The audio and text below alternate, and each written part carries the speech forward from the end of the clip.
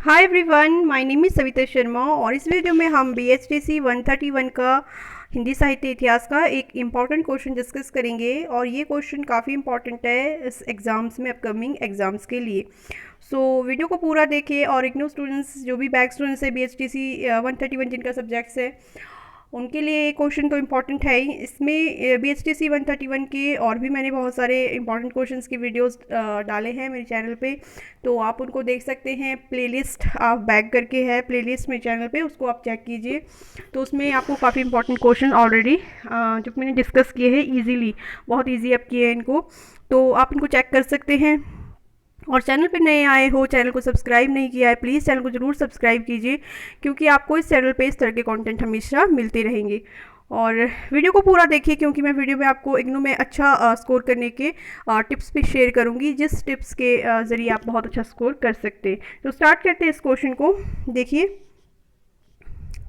Question है, सूफी प्रेमाख्यान परंपरा पर एक निबंध लिखिए। काफ़ी सिंपल लग रहा है क्वेश्चन, बट ये क्वेश्चन काफ़ी इंपॉर्टेंट है क्योंकि सूफी उसमें से एक क्वेश्चन आता है। ठीक है, सूफी काव्य, सूफी प्रेमाख्यान, इस तरह से एक क्वेश्चन डेफिनेटली आता है।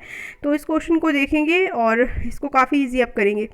तो सूफ़ी, सबसे पहले हम सूफ़ी को ही एक्सप्लेन करते हैं कि सूफ़ी उन संत फ़कीरों को कहते हैं जो सादा जीवन, उच्च विचार के साथ कठोर साधना का जीवन व्यतीत करते थे। ठीक है, तो सूफी संत हम उन फ़कीरों को कहेंगे जो बिल्कुल सादा जीवन जीते थे, उनके विचार काफ़ी उच्च थे और कठोर साधना करते थे और भोग विलास के जो जीवन था उससे दूर रहते थे। ठीक है, तो सूफी संत आपको पहले क्लियर हो गया कि सूफी संत कौन थे। ईश्वर के प्रेम में लीन रहना ही उनके जीवन का मुख्य उद्देश्य था। तो सूफी संत वे थे जो ईश्वर के प्रेम में लीन रहते थे। सूफी फ़कीरों ने तत्कालीन समाज के कष्टों को दूर करने के लिए व्यक्तिगत साधना की उच्च भूमि पर पहुंचकर लोक रक्षा के आदर्शों को स्थापित किया।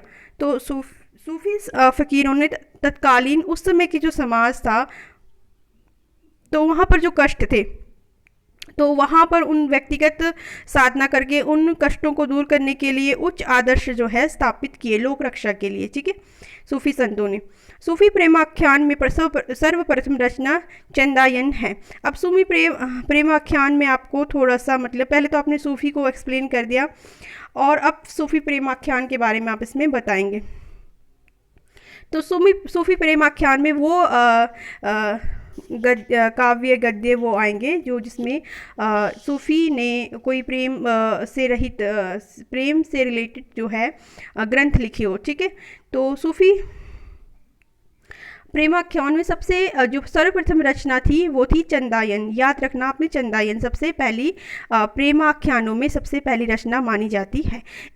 इसका जो चंदायन का रचना काल है वो 1777 से 1377 से 1379। ठीक है, ये इसका रचना काल है। ठीक है, और तब से अर्थात ये अगर हम इस टाइम पीरियड को देखें तो इसको हम क्या बोलेंगे, 14वीं शताब्दी, क्योंकि 1377 है तो ये 14वीं शताब्दी कही जाती थी। ठीक है, कही जाती है। तो इस शताब्दी से लेकर लगभग आज तक 600 वर्ष के समय तक सूफी काव्यों की रचना होती रही है। तो उस समय पहली रचना हुई थी प्रेमाख्यान पर रिलेटेड, और उस समय से लेकर 14वीं शताब्दी से आज 21वीं शताब्दी है, तो उस समय तक काफ़ी रचनाएँ हो चुकी हैं। तो ये बिल्कुल सिंपल है, देखिए आप इस तरह से लिख सकते हैं, काफ़ी सिंप्लीफाई किया है। इन रचनाओं को 3 युगों में विभाजित किया जा सकता है। अब जो सूफी प्रेमाख्यान की रचनाएं हैं इनको आप 3 भागों में विभाजित कर सकते हैं। जैसे कि फर्स्ट में आपका आदिकाल दे देंगे, आप टाइम पीरियड दे सकते हैं आप 14वीं, जो पहले हमने बताया 14वीं शताब्दी से 15वीं शताब्दी तक ये चंदायन जो पहली रचना थी सूफी प्रेमाख्यान पर आधारित। उसके बाद आपका मध्य युग हो जाता है जो कि 16वीं शताब्दी, 15वीं शताब्दी को ही हम 16वीं कहेंगे ना, जिसे 15वीं शताब्दी तक ये आदिकाल था। उसके बाद आपका मध्य युग आ गया 16वीं शताब्दी से 18वीं शताब्दी तक, और उसके बाद उत्तर काल आ गया आपका 18वीं के बाद 19वीं शताब्दी से आज तक, 20वीं शताब्दी और आज तक, ठीक है। तो ये तीन उसमें हम इसको सूफ़ी काव्यों को, सूफ़ी प्रेमाख्यानों को विभाजित कर सकते हैं। तो सबसे पहले हम आदिकाल को थोड़ा सा एक्सप्लेन करेंगे। देखो, चीज़ों को अंडरस्टैंड करना, ईजी अप करना, बहुत ईजी अप करना आपको, ताकि वो चीज़ समझ आए, और समझ आएगी तो आप उसको देखो। अभी मैं आपको टिप्स शेयर करती हूँ इग्नू में अच्छा परफॉर्म करने के लिए। अगर आपको अच्छे मार्क्स चाहिए तो कोई भी टॉपिक है, उस टॉपिक को अंडरस्टैंड कीजिए, रट्टा मत लगाइए, अंडरस्टैंड कीजिए टॉपिक को, और उसको अपने ही शब्दों में बस उसके बारे में लिखते जाइए। जितने मार्क्स का क्वेश्चन है, मान लो आपका 20 मार्क्स का क्वेश्चन है, तो आपके ने बहुत सारे पेजेस भरने। 20 मार्क्स का क्वेश्चन तो एटलीस्ट मतलब आपने 10 पेजेस तो भरने ही हैं, ठीक है। 10 पेजेस आपने भरने, 8, 9, 10 इतने पेजेस भरने आपने एक क्वेश्चन के लिए। तो क्या करेंगे आप इनको, मतलब इसमें आप अपनी जो है इसको समझ के अंडरस्टैंड करके इसमें आपने काफ़ी वर्ड्स डालने हैं, और इसको मतलब थोड़ा सा स्पेस दे के, अच्छा सा लाइन वाइन छोड़ के, हेडिंग दे के, हेडिंग के नीचे से स्टार्ट करना। इस तरह से आपने काफ़ी इसको प्रेजेंटेटिव करके आंसर्स को लिखना है। और जब आप खुद किसी चीज़ को अंडरस्टैंड करके लिखोगे तो उसके बारे में और भी ज़्यादा मटेरियल डाल सकते हो। जबकि अगर किसी चीज़ को ऐसे ही बस रट्टा लगाओगे तो फिर वर्ड्स भी आपके पास बहुत ज़्यादा लिमिटेड हो जाते हैं, फिर आप उतना ही लिखते हो जितना आपने याद किया है, उसके अलावा आप कुछ भी नहीं लिख पाते हो। तो ऐसा नहीं करना है आपने, वर्ड्स लिमिटेड नहीं करने हैं। जितना क्वेश्चन पूछा, कई बार 5 मार्क्स के क्वेश्चन शॉर्ट में टिप्पणी कीजिए में आता है, तो फिर उस टाइम आपने 2-2.5 पेजेस भरने, 2-3 पेजेस, ठीक है।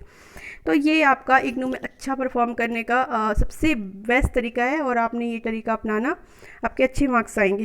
तो यहाँ पर हम स्टार्ट करते हैं कि आदिकाल, इस काल की एक मात्र उपलब्ध रचना चंदायन है, जो कि हमने भी बताई थी, वो आदिकाल की रचना है।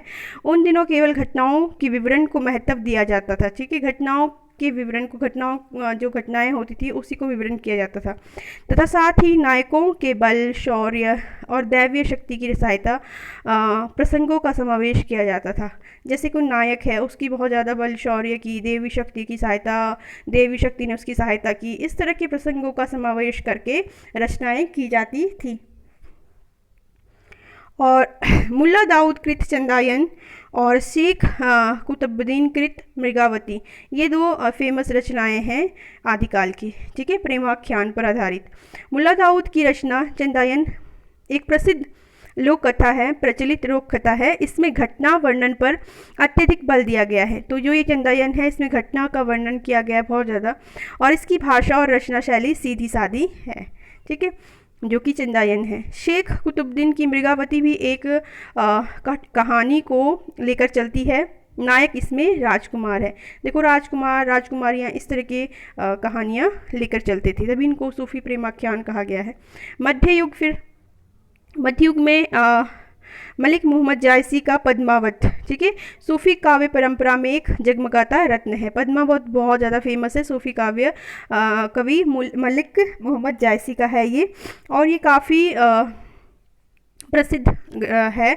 और इसकी रचना मृगावती के 17 साल के बाद हुई। इसमें काव्य सौंदर्य के अनुपम छटा है, काव्य सौंदर्य किया गया है बहुत ज़्यादा।